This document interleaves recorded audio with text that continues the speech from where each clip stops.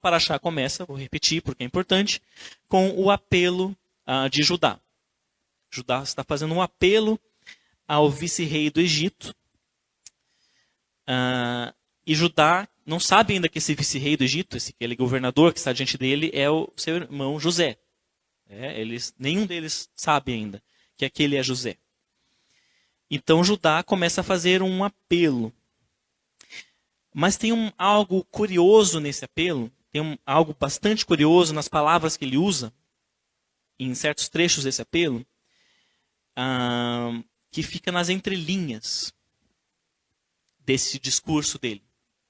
Algo que está nas entrelinhas e que é uma primeira leitura eu não tinha visto e nós não costumamos ver. E algo que tem muito a nos dizer. Nós que já estudamos essa paraxá aqui várias vezes, já foi falado sobre a analogia que existe aqui, eu vou entrar um pouquinho só mais para o final nisso. E acho que isso acrescenta um pouquinho mais a essa analogia que nós já fazemos aqui com a história de José, Benjamim e dos irmãos. Esse é algo que está nessas entrelinhas, então, de trechos aqui do discurso de Judá, que ele faz. Algo que com coisas lá do princípio. Do princípio do princípio.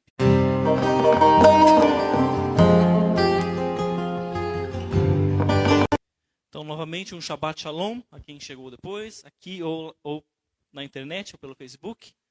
Sejam todos bem-vindos, Baruchim Abaim. Como nós já lemos aqui durante o serviço, a paraxá, a porção da Torá dessa semana é Vaigash, e achegou-se e aproximou-se. Bereshit 44, Gênesis 44, a partir do verso 18 até o 47, versículo 27. É a penúltima paraxá de Bereshit, a penúltima paraxá de Gênesis. Né? Na semana que vem nós encerramos mais uma vez o livro de Bereshit, de Gênesis. Como passa rápido. Né? Encerramos novamente o estudo de Bereshit deste ano, deste ciclo. Né?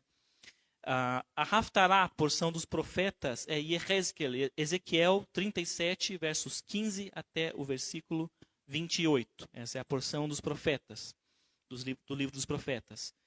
E a porção da Brit Hadashah, da Nova Aliança, sugestão, se não me engano, do Netivia e do Shear Yaakov, lá de São Paulo, Lucas 6, versos 9 até o versículo 16. Lucas 6, do 9 até o verso 16.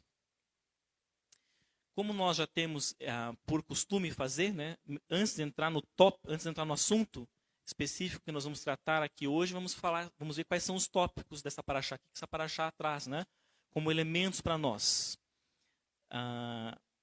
Começa então, como nós já lemos aqui, né, durante o serviço, com um apelo de Judá. Judá faz um apelo para que aquele vice-rei, que ele ainda não sabia quem era, né, ele faz um apelo para aquele vice-rei, para que ele não cumprisse a palavra de deixar o Benjamim preso lá com ele, como servo, como escravo. Então começa com esse apelo de Judá, a paraxá que nós lemos aqui no início, o início do discurso dele, né, do apelo dele. Depois do apelo de Judá, José ele se revela, ele não, vamos dizer assim, ele não aguenta mais, né? Por conta do que ele ouve, e ele então finalmente se revela aos seus irmãos. Ele, né, eu sou José, e fala com eles na sua língua, no hebraico, provavelmente. Ele fala com eles na sua língua, ele se revela finalmente aos seus irmãos, dizendo que é ele que estava ali vivo. E então vem a reconciliação. Na sequência vem a reconciliação entre José e seus irmãos, né, entre a família, a reconciliação da família de Jacó, de Israel, vamos dizer assim. Na sequência, Jacó, né, Israel e sua família descem ao Egito. Os irmãos voltam até Canaã, contam as novas ao pai, que a princípio não acredita, com razão, porque eles já tinham inventado tantas coisas para ele, ele não acredita. Mas ele é convencido quando ele vê os carros, né, que José havia enviado para ele, que era um sinal específico, não vou entrar nesse assunto, mas era um sinal específico, segundo a Mishnah, era um sinal específico que José enviou para o pai, que só ele entenderia, aqueles carros que ele envia. Então Jacó, quando ele vê os carros, ele acredita que de fato José estava vivo no Egito, e ele aceita descer então ao Egito com a sua família, e eles descem ao Egito. E é quando então lá Jacó, o pai e o filho se reencontram, né? Jacó e Yosef se reencontram também, é uma paraxá bastante emocionante num encontro de família, né? E na sequência, Jacó e seus filhos, eles se apresentam ao faraó. Eles têm um breve diálogo ali com o faraó. Eles dizem ser pastores, né, de ovelhas, pastores de rebanhos, e são colocados então na terra de Goshen, que seria uma terra do melhor do Egito, para que eles ali se estabelecessem e ali tivessem sua terra, suas propriedades, né? E por fim, a Torá vem com o cumprimento daquele sonho, né, que José tinha interpretado, do sonho de Faraó. Começam então os anos de fome, e Jacó e os seus filhos já estão no Egito quando começam aqueles anos de fome, e José, com a sua sabedoria, ele compra, entre aspas, né, o Egito praticamente para o faraó. Ele estabelece ali um sistema feudal, vamos dizer assim, em que o faraó acaba conquistando mais espaço, né, por conta da sabedoria de José. Ninguém passou fome e, ao mesmo tempo, ele administrou bem ali o governo para o faraó. Então, começam ali os anos de fome, aqui no final dessa paraxá. Como nós já vimos, então a paraxá começa, vou repetir porque é importante, com o apelo de Judá. Judá está fazendo um apelo ao vice-rei do Egito. E Judá não sabe ainda que esse vice-rei do Egito, aquele governador que está diante dele, é o seu irmão José. Nenhum deles sabe ainda que aquele é José. Então Judá começa a fazer um apelo. Mas tem algo curioso nesse apelo, tem algo bastante curioso nas palavras que ele usa, em certos trechos desse apelo, que fica nas entrelinhas desse discurso dele. Algo que está nas entrelinhas e que é uma primeira leitura eu não tinha visto e nós não costumamos ver. E algo que tem muito a nos dizer. Nós que já estudamos essa paraxá aqui várias vezes, já foi falado sobre a analogia que existe aqui, eu vou entrar um pouquinho só mais para o final nisso. E acho que isso acrescenta um pouquinho mais a essa analogia que nós já fazemos aqui com a história de José, Benjamim e dos irmãos.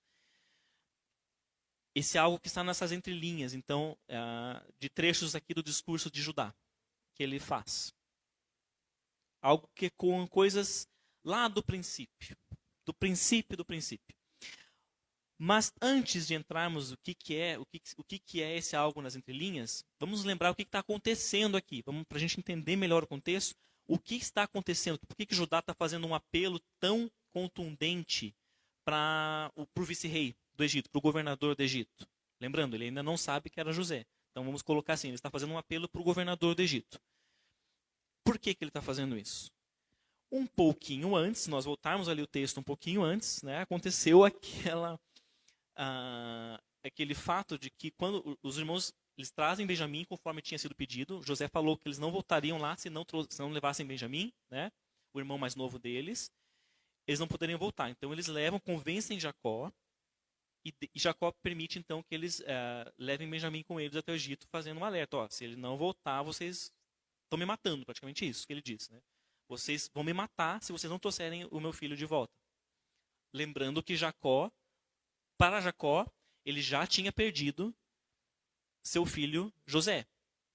Para Jacó, José estava morto. O filho da mulher amada, de Rachel. E o outro filho, o outro único agora, na cabeça de José, o único filho da mulher amada, que era Benjamim, estava descendo ao Egito com os outros irmãos, porque o governador do Egito tinha solicitado que ele fosse. Então pensem a cabeça de Jacó naquele instante. Mas ele permite e faz o alerta. Se ele não voltar, vocês vão me matar. Vocês vão estar matando o seu pai. É isso que ele diz em outras palavras. Eles vão então com Benjamim, fazem sua compra, compram lá os cereais e tudo mais, né? Eles enchem sacos, cada um enche um saco de cereais e outras coisas que eles compram, alimentos, para levar de volta para Canaã. E quando os servos de José estão enchendo os sacos, o que José faz?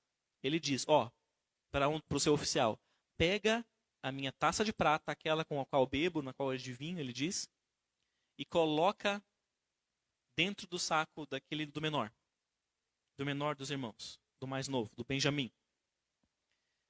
Faça isso para mim. E o oficial vai e faz conforme José pede. E os 100 Não cientes disso, os sacos fechados, os filhos então pegam os seus sacos e começam a viagem de volta para Canaã. Quando eles já estão no caminho, o José manda o seu oficial segui-los e dizendo: olha, um deles roubou a minha taça de prata. Um deles pegou, não está mais aqui. Vá atrás deles e os inquira.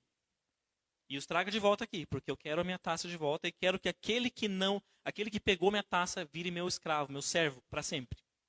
Fique aqui no Egito comigo. O oficial vai e inquire, né, os oficiais provavelmente inquirem os irmãos, os filhos de Jacó, que de pronto se assustam. Como assim? Nós não pegamos nada, nós não somos ladrões, nós só viemos comprar aqui os mantimentos, os cereais para levarmos de volta para a nossa terra. Vocês podem abrir aqui e ver. E o Judá fala: aquele com quem for encontrado a taça, que seja morto, que morra. Ele diz isso. Que seja morto aquele com a qual seja encontrado a taça de prata. Então, os oficiais vão e abrem os sacos e, obviamente, eles encontram a taça dentro do saco lá do Benjamim, né? Onde estava o Benjamim estava carregando. O Judá, né, aquela família desfalece porque eles lembram da promessa que haviam feito ao pai, Judá principalmente, da promessa que havia feito ao pai, de que levariam o filho de volta, o Benjamim de volta para Canaã. E agora, como é que fica? Eles voltam então para a cidade lá do Egito, voltam lá para o palácio provavelmente de José. E ali, então, Judá ele começa esse apelo, implorando praticamente que aquele governador calma, daqui a pouco, não está ali ainda, implorando que aquele governador não tome Benjamim por escravo, né? Então aqui começa este apelo de Judá. Esse é o contexto, então, do início aqui da nossa paraxá de hoje.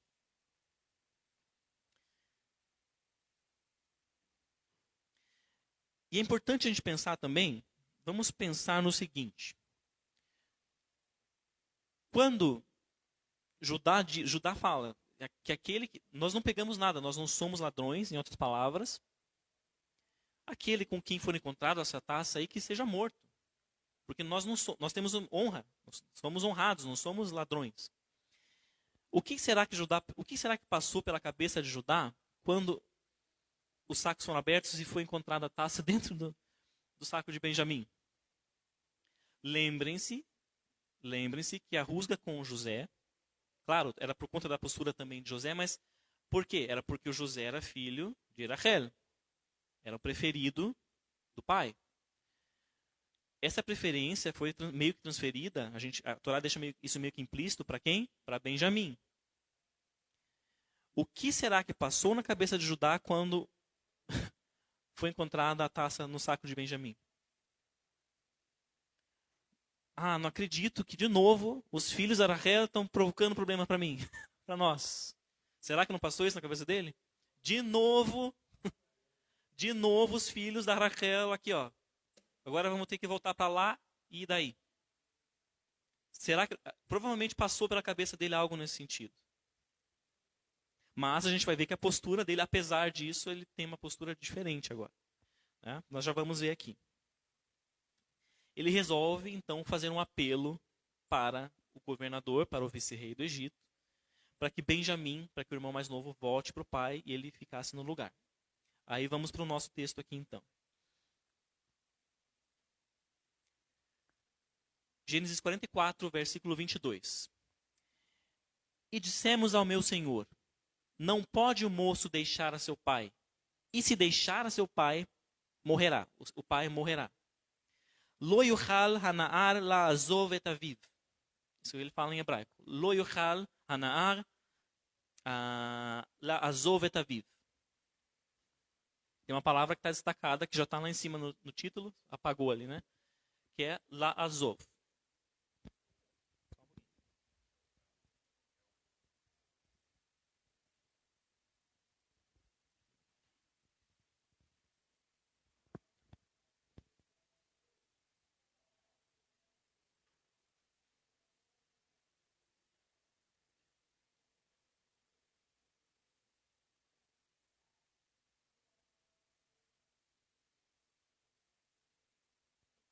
Enquanto ajustamos ali, os slides aqui deram, o projetor deu uma palhinha, vamos continuando aqui. Tá? Não é tão importante vocês verem ali, só preste atenção na palavra. Lo yochal hana'ar la'azov et aviv. Né? Não pode o rapaz, o moço, deixar a seu pai. La'azov, deixar. Né? Deixar. Ele está conectado.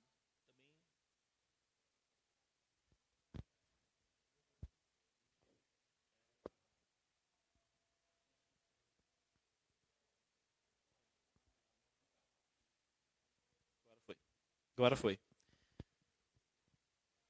Falhas técnicas que ocorrem, podem ocorrer sempre. Tecnologia é assim, né? Então, retomando, o Judá na sua fala diz, não pode o moço deixar a seu pai, la'azov. Ele não pode deixar seu pai, porque senão o pai vai morrer. Essa mesma expressão, la'azov et, deixar alguém, de alguma forma, ela pode ser encontrada na Torá bem antes disso aqui. Bem antes, lá no princípio. Lá no Éden ainda. Onde está isso? Nos relatos do Éden. Vamos lá para Gênesis, Bereshit 2, verso 24, que diz o seguinte. Portanto, deixará o homem a seu pai e a sua mãe, e unir-se-á a sua mulher, e serão uma só carne. Ya'azav ish et aviv ve'et imo. É o mesmo verbo. La'azov e Ya'azav está conjugado no futuro. Deixará, mas é o mesmo verbo. Ya'azav ish, deixará o homem, et aviv, o seu pai, ve'et imo, e a sua mãe. É a mesma expressão. La'azov et, deixar alguém. É a mesma expressão que Judá usa quando ele está falando de Benjamim, e está falando que Benjamim não poderia, la'azov et aviv, não poderia deixar o pai dele. É a mesma expressão, a mesma palavra que Judá usa aqui. Olha só que interessante. Mesma expressão. Aqui em Gênesis 2, né, o que está sendo dito é que, portanto, Alken, que começa o versículo com Alken, portanto o quê? Como assim? Por causa disso, deixará o homem, né, o seu pai e a sua mãe. Por causa do quê? Do que vem antes ali. Porque Ravá, a mulher, foi tirada da costela, né? Foi uma costela que foi tirada do homem, e dali foi feita Ravá, Eva. E a Torá diz, por causa disso, Alken, o homem deixará seu pai e a sua mãe. E unir-se a sua mulher e serão uma só carne. Porque a Ravá, a mulher, foi tirada da sua costela. É isso que a Torá está dizendo.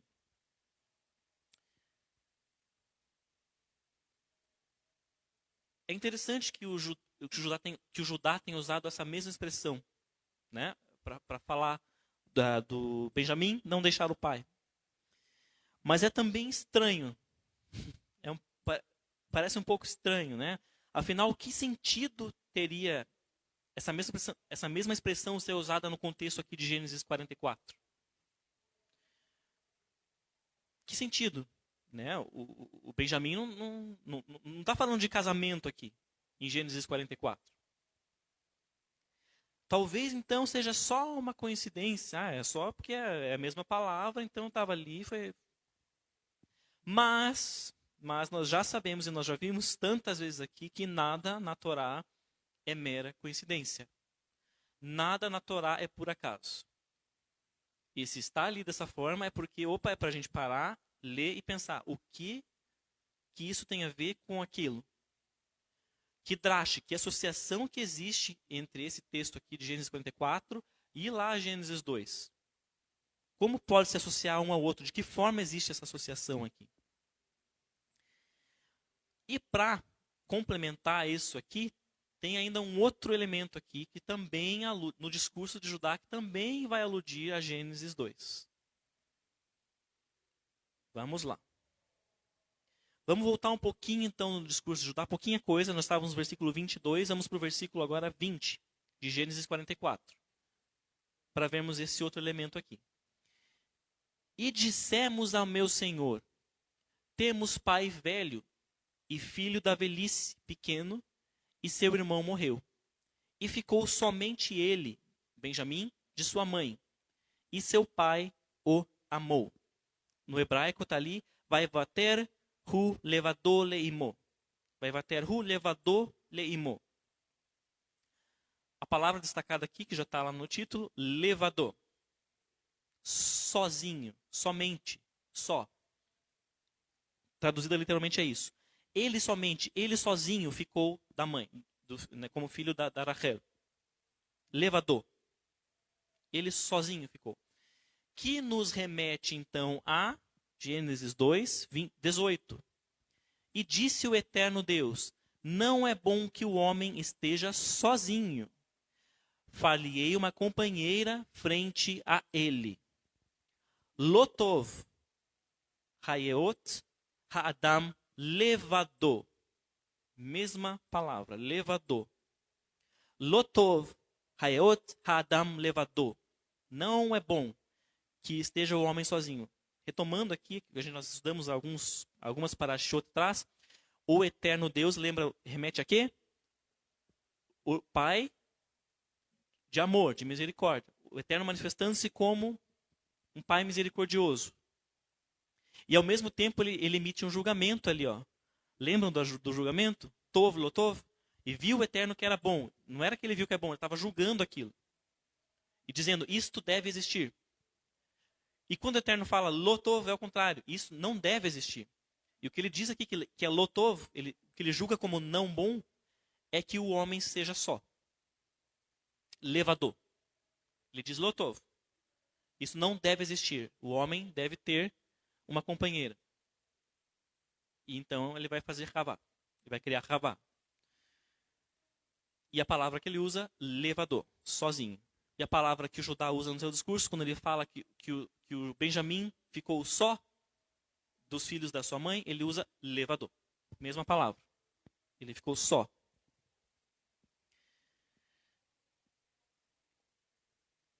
Aqui em Gênesis 2, esse era o estado, vamos dizer assim, era o estado de Adão, né? Era o status dele.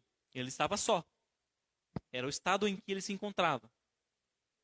Estava levador, estava só. E lá com Benjamim? Ele tinha os outros irmãos, né? Ele tinha os outros irmãos. Por que ele usa levador? Claro, está falando que ele era filho, né, da mãe, da Raquel, mas ele não era só. Ele tinha o restante da sua família. Mas o Judá usa levador. Ele ficou só. Ficou sozinho. Ainda assim, nós já vimos aqui então duas associações, né? De Bereshit 44 com Bereshit 2. Da história aqui de Judá, Benjamim, de José, e lá de Adão e Havá, de Adão e Eva.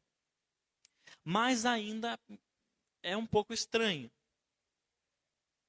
Por que as palavras de Judá parecem que estão ecoando Gênesis 2?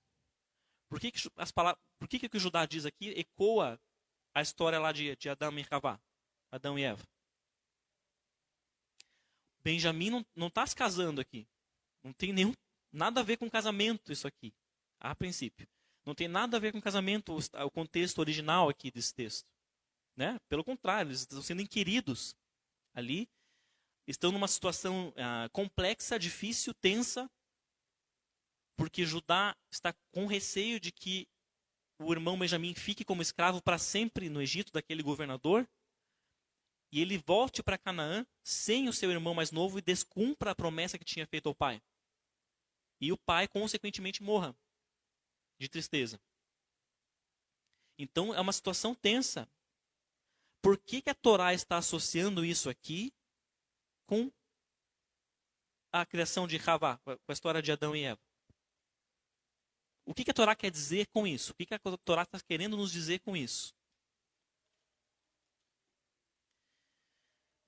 Talvez a conexão entre essas duas histórias ela esteja no que está para acontecer em seguida, na sequência.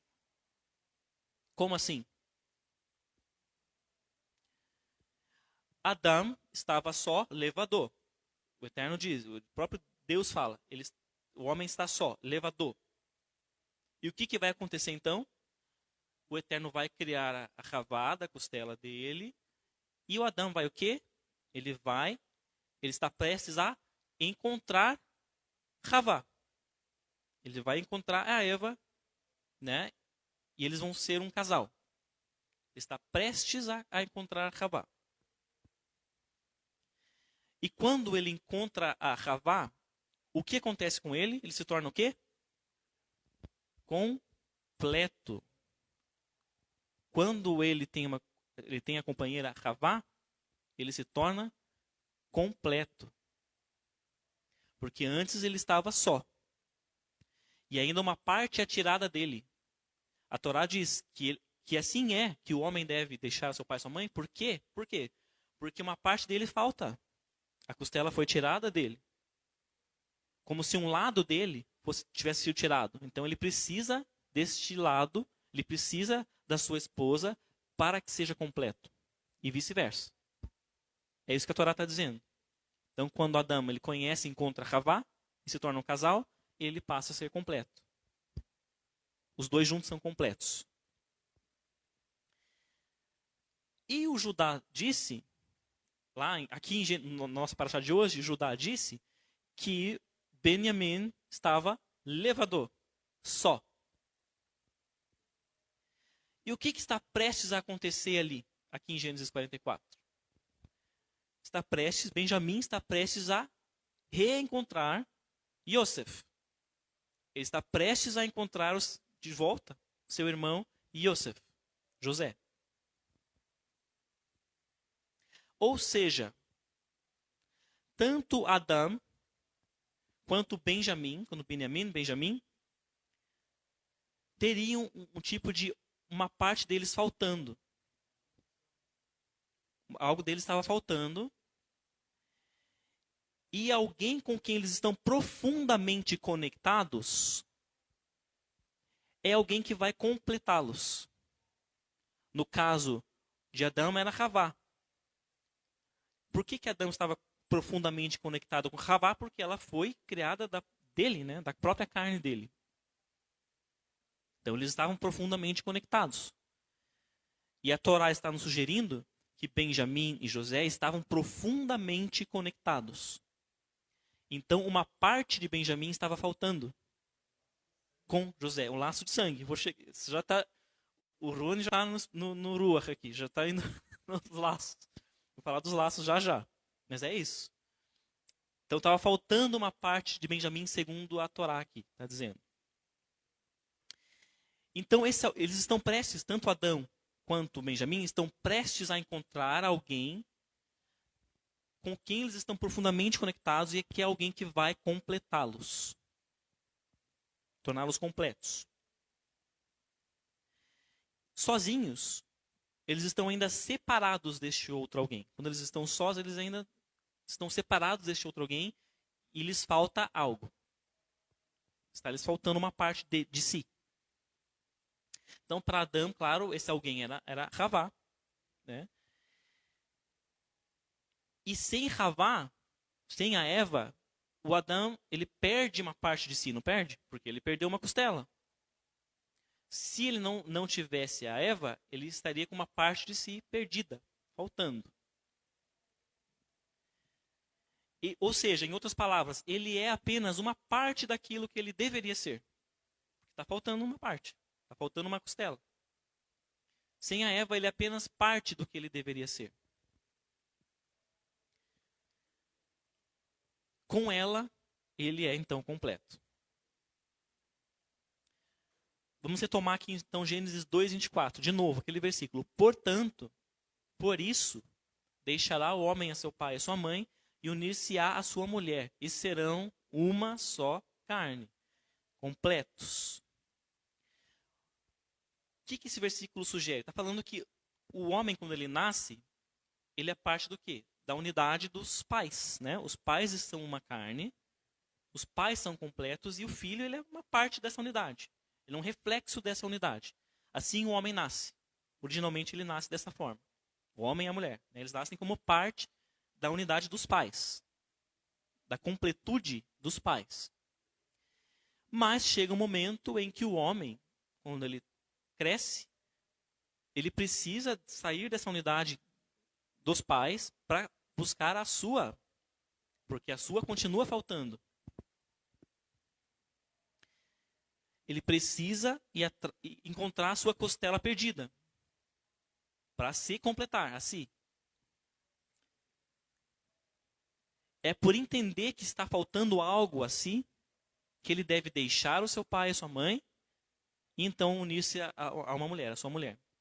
E aí ele vai se tornar completo, uma só carne. E a sua esposa também, mesmo contexto. É isso aqui que a Torá está dizendo, em Gênesis 2. Mas, de novo, vamos chegar nos laços lá, Rony. Mas, de novo, Benjamim não está se casando aqui. Não tem absolutamente nada a ver com um casamento aqui, o contexto original desse texto. Ainda assim, a Torá está nos dizendo que existe uma conexão especial entre ele, Benjamim, e José. Uma conexão que está prestes a ser plenamente estabelecida ou restabelecida. Como assim? Gênesis 45, verso 14. E se lançou José sobre os pescoços de Benjamim, seu irmão, e chorou. E Benjamim chorou sobre seu pescoço. Gênesis 45, 14. Eu coloquei os pescoços ali porque a palavra no hebraico está no plural mesmo. Existe até uma discussão na Mishnah, na Gemara, aliás, sobre isso. Benjamim tinha quantos pescoços? Né? Porque a Torá usa os pescoços quando fala de Benjamim, quando fala de José, fala no singular. Não vou entrar nisso aqui agora, mas anotem, pesquisem depois, que vocês vão encontrar discussões sobre isso aqui. É interessante também. Os pescoços de Benjamim. Mas, enfim, se lançou José sobre o pescoço de Benjamim. Então a Torá está ressaltando aqui essa conexão entre os irmãos que são do mesmo sangue, que tem esses laços entre si, porque os dois são 100% irmãos, né? São irmãos do mesmo pai e são irmãos da mesma mãe. E sobre isso, sobre essa questão em si,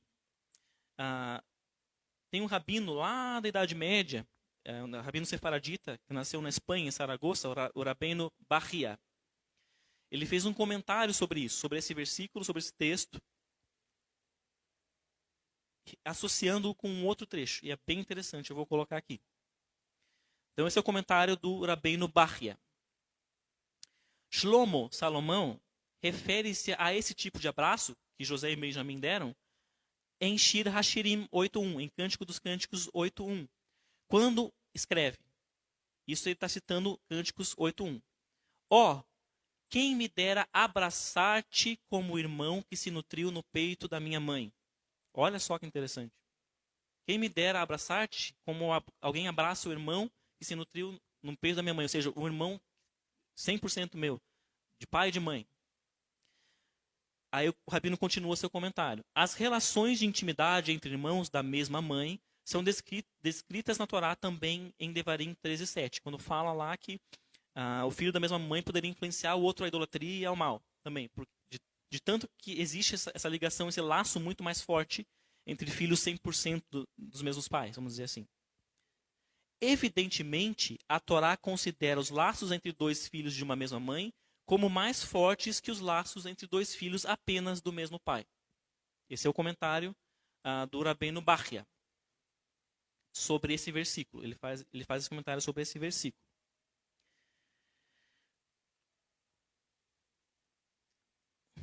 Como nós já sabemos, Yosef e Benjamim eram filhos da mesma mãe, de Rachel. Yosef tinha sido separado deles geograficamente, né? Foi mandado lá, foi vendido como escravo, foi lá parar lá no Egito. Mas ao mesmo tempo que ele tinha sido separado geograficamente deles, em termos de distância, ele também foi separado de várias outras formas.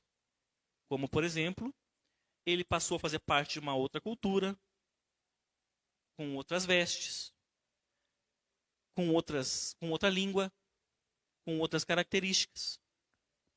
Então ele foi separado da família e de Benjamim, do seu irmão 100% de pai e de mãe, não só geograficamente, de várias formas. Como se ele tivesse uma outra vida, agora, quando ele foi para o Egito. E aí vem, então, na sequência do discurso de Judá, quando Yosef enfim, decide se revelar, vem a reconciliação entre eles. Né? Mas até então ele estava tratando os irmãos com uma certa severidade, não estava? Ele foi duro com eles. Claro que ele havia ele próprio planejado de colocar a taça de prata lá nos pertences de Benjamim, mas ele foi bastante duro com eles. Desde quando eles chegaram a primeira vez, ele foi bastante duro com eles, ele estava sendo severo com eles. Mas as palavras de Judá, isso que Judá fala, incluindo esses dois trechos que nós citamos aqui, eles fazem fazem José não aguentar mais. E ele acaba se revelando, ele deixa de lado aquela severidade com a qual ele estava até então, aquele disfarce, e ele finalmente se revela. O que Judá diz é crucial para que isso aconteça. O que Judá faz aqui? O que Judá faz? Olha o que ele diz. Lá em Gênesis 44, versículo 32. Pois teu servo se deu por fiador do moço para com seu pai, dizendo, se não o trouxer a ti, pecarei para meu pai todos os dias. E agora fique, rogo, teu servo em lugar do moço, como escravo de meu senhor. E o moço, Benjamim, suba com os seus irmãos. Judá, ele se oferece, desta vez, diferente do que ele tinha feito lá com José, lá no começo da história de José, ele se oferece para ficar no lugar de Benjamim. Como se ele se oferecesse em sacrifício em lugar de Benjamim. É isso que ele faz. E é isso que ele faz. E diz que faz com que José... Agora eu preciso me revelar. Agora eu não aguento mais. Ele chora e se revela.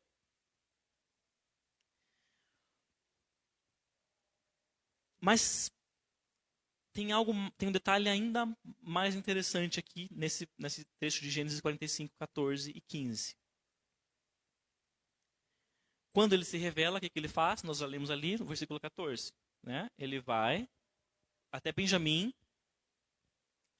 lança-se sobre o seu pescoço, ou seja, eles se abraçam e choram. E no versículo 15, diz o seguinte, continuando ali. Então, lançou o seu pescoço e beijou a todos os seus irmãos e chorou com eles.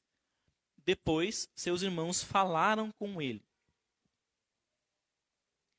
Primeira coisa aqui. Notem que, primeiro, José vai até Benjamim, só até Benjamim, e o abraça e o beija. Só até Benjamim primeiro. Depois que ele vai e beija os outros. Certo? Tem uma ordem aqui. Então, ele vai primeiro a Benjamim, depois ele vai até os outros.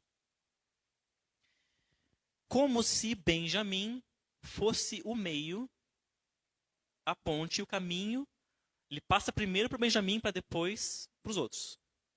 Benjamim como se fosse o meio para ele chegar nos outros irmãos. O meio, a ponte para que houvesse essa reconexão entre os irmãos todos. Com toda a família. Mas tem algo um pouquinho mais curioso aqui que a gente lê e às vezes a gente passa batido. A gente não para pensar. Vamos dizer assim. Por que a Torá diz assim, depois seus irmãos falaram com ele? E a sequência do texto aqui não fala o que eles falaram. O versículo 16 só diz que a voz foi escutada na casa do faraó, do choro, né, que todo mundo ouviu. Mas não diz o que eles falaram. Então, por que se não interessa o que eles falaram, por que a Torá diz, e depois os irmãos falaram com ele? Se ela nem faz questão de descrever o que eles falaram. Para a gente pesquisar. É isso aí. E como tudo na Torá, tem um porquê disso. Tem um porquê disso. Que complementa o nosso entendimento aqui. parece até algo desnecessário, né? A gente pegar assim, esse texto e analisar ele literariamente, mas não precisa dizer que eles falaram. Se você não quer falar o que eles falaram, então nem põe. Termina ali, não chorou com eles, pronto. Chorou com eles e toda a casa de Faraó ouviu, que é o que vem na sequência. Não precisava dizer que falaram com ele. Mas se está na Torá, é porque tem um motivo. Nós já dissemos aqui tantas vezes. Tudo que está na Torá, do jeito que está porque a Torá está querendo nos dizer alguma coisa. A Torá não é um livro, não é um romance, não é um livro de literatura. É um manual. Tudo que a Torá relata, da forma que ela relata, é porque ela está nos dizendo algo que nós temos que parar e ver o que é. Estudar, pesquisar. E aqui não é diferente. Isso aqui que a Torá diz, então, em Gênesis 45, e os irmãos depois falaram com ele, remete ao início da história de José. Vamos voltar, então, para Gênesis 37, versículo 4, que diz o seguinte. E viram os seus irmãos que seu pai amava mais a ele que a todos os seus irmãos, e odiaram-no, e não podiam falar-lhe em paz. Lá no começo, os irmãos não queriam nem falar com ele, porque eles o odiaram por ser o preferido do pai. E aqui, depois que acontece, então, essa reconciliação com Benjamim sendo a ponte, aí eles falam com ele. Agora, eles falam com ele. Como se a Torá dissesse isso. Agora, eles falaram com ele. Agora, em paz. Exatamente. Para ver paz. Agora eles falaram com ele. Agora eles o compreenderam. Agora eles não o odiaram mais. Agora eles o amaram. Eles o amaram. Aqui. E o estudo que eu assisti, para me basear, a maior parte aqui desse estudo foi baseado num estudo judaico não messiânico. E o comentário que o rabino faz é o seguinte. Isso aqui, eles terem falado com ele em paz agora, ou entendendo e o amando, isto por si só já é uma vitória de proporções inimagináveis. O rabino fez esse comentário. Ele disse, esse fato por si só já foi. Não interessa o que veio depois, por enquanto, porque só isso aqui que aconteceu já foi uma vitória de proporções inimagináveis. O rabino comentou isso, não messiânico. E aí, para fechar, então, o nosso entendimento aqui. Nós que já estudamos essa paraxá tantas e tantas e tantas vezes, já falamos, o Roxo já trouxe aqui, né, outros irmãos já trouxeram também, que existe uma clara... Esse episódio aqui de José com os irmãos, com Benjamim, é muito claro do que está falando. É uma alusão muito clara ao que viria muito tempo depois. Primeiro com Yeshua, vindo como ele, como Ben Yosef, como filho de José, e eu já comentei aqui na última paraxá que eu ministrei, acho que no mês passado, que filho de José não é necessariamente de sangue da tribo de José. Era uma herança espiritual. A história de José alude à história de Yeshua, na sua primeira vinda, e depois na sua segunda também. Mas lá de início, a história inicial de José. Como assim? Os irmãos já conhecem, mas quem está acompanhando em casa de repente não sabe, eu vou retomar resumidamente aqui essa associação. Essa alegoria que parece existir aqui. José foi o quê? Vendido e odiado. Nós lemos ali que eles o odiaram, os irmãos o odiaram, porque ele estava ligado ao pai, muito mais ligado ao pai. Eles o odiaram. E eles o quê? Eles o vendem. Eles o vendem por ciclos de prata. Né? Eles o vendem. E dizem ao pai que ele morreu. Levam lá uma veste com sangue. Ele morreu. José, então, vai para onde? Para o Egito. O que nós comentamos aqui? Ele adota, então, uma nova língua, novas roupas, novas vestes. Ele se veste como egípcio, a tal ponto que quando os irmãos o reencontram anos depois, aqui nessa paraxá, eles nem sequer o reconhecem. De tão diferente que o seu visual está. De tão diferente que é a sua língua. Assim como aconteceu com Yeshua, diante dos seus irmãos. Como assim? Yeshua também, né, foi colocado com aquelas vestes romanas, com aquelas vestes diferentes, a tal ponto que os seus irmãos olham para ele, esse aí não é nosso irmão, esse aí é um gentil. Esse aí é um não judeu qualquer. Exatamente o que aconteceu com José e com seus irmãos. E é somente por meio de Benjamim que possui o quê? O cálice de prata. O que é cálice de prata? A redenção, que está com ele, que foi o próprio irmão, o próprio José que o colocou. Foi o próprio Yeshua que colocou esse cálice nas nossas, nas nossas mãos, nas nossas pertences. É somente por meio dele que os outros irmãos vão se achegar e vão reconhecer o José. E que José vai se revelar, vai tirar suas roupas egípcias e vai falar na sua língua hebraica com os seus irmãos. Então nós vemos muito claramente que Yosef é uma alegoria, uma alusão a Yeshua, e que Benjamim é uma alusão a quem? Eu e você, a nós. Nós que somos descendentes de Abraão, seja no sangue ou seja na fé. Você que não é judeu, você que não tem descendência judaica, se você passou a crer em Yeshua, verdadeiramente você foi feito filho de Abraão. Você foi enxertado também. Então mas aqui eu penso que Benjamim é associado um pouquinho mais com os judeus, né, crentes, mas nós somos filhos de Abraão. Então você, eu e você, somos representados aqui por Benjamim.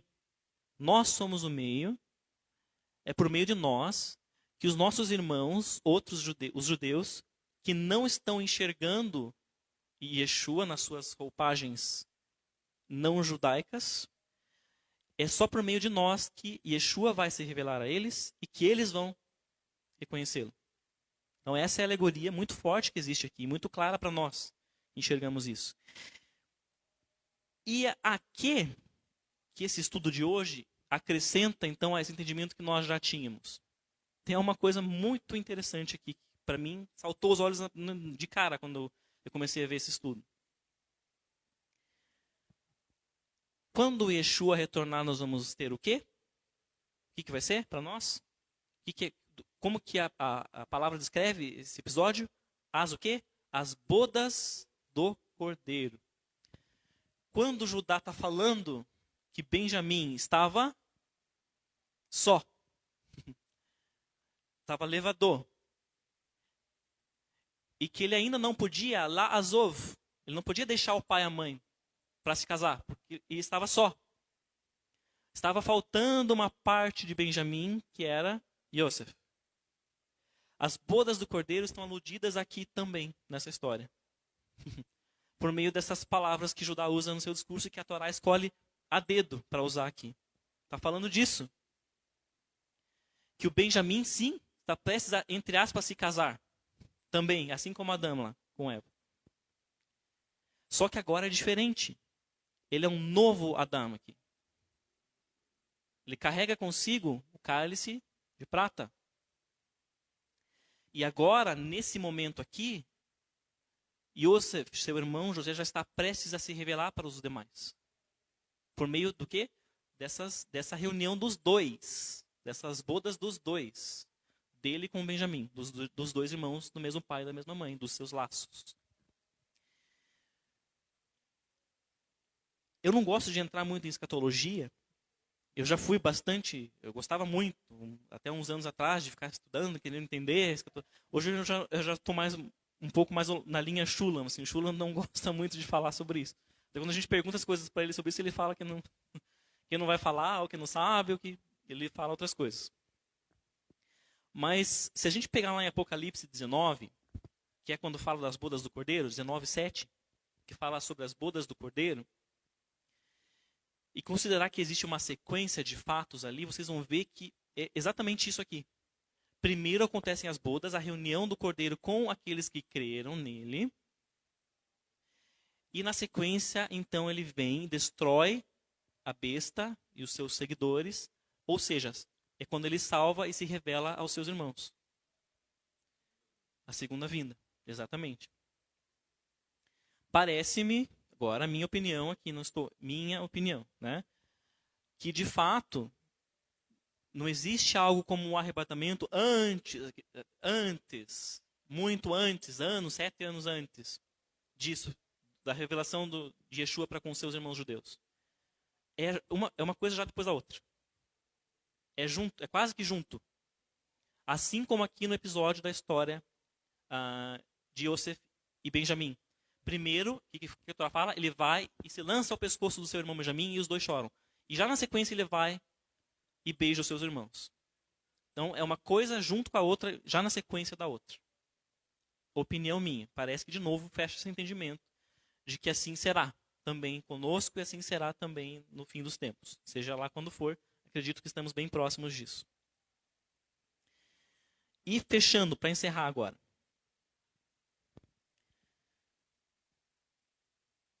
O que levou, no fim das contas, a essa conclusão, esse ápice, esse clímax aqui, na história de José?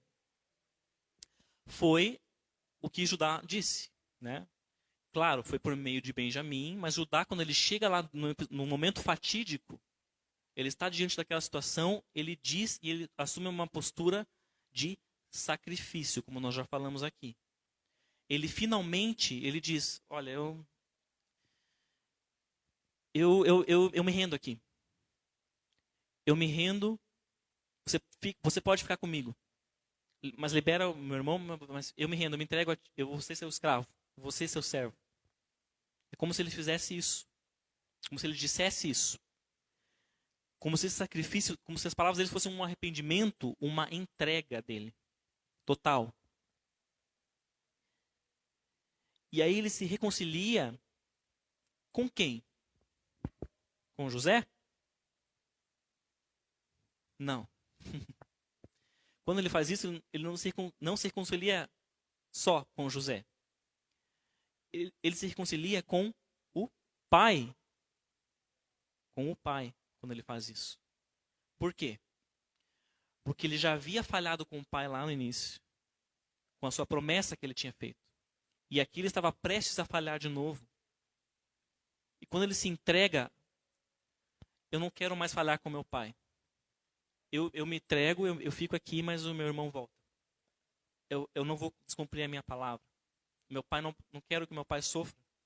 Ele se entrega dessa forma e assim ele se reconcilia, ele repara o que ele fez com o pai lá no passado. Quando José foi vendido. Da mesma forma, será com Israel. Com os nossos irmãos judeus não crentes ainda. Quando eles reconhecem, quando eles passarem a reconhecer Yeshua, não é também com Yeshua, mas não é com Yeshua que eles estarão se reconciliando, é com o Pai. Yeshua deixou muito claro que só está, vamos dizer assim, só de fato vive com o Pai quem vive com Ele. Não tem outro jeito. Da mesma forma que Judá só se reconcilia com o pai por meio do seu reconhecimento de José e do seu então sacrifício. Quando ele se entrega para quem? Para José. Quando Israel se entrega para Yeshua, aí se reconcilia também com o pai. Amém? Então é isso, eu agradeço a todos pela atenção. Vou chamar então, acho que o Roxo para fazer a bênção final, né?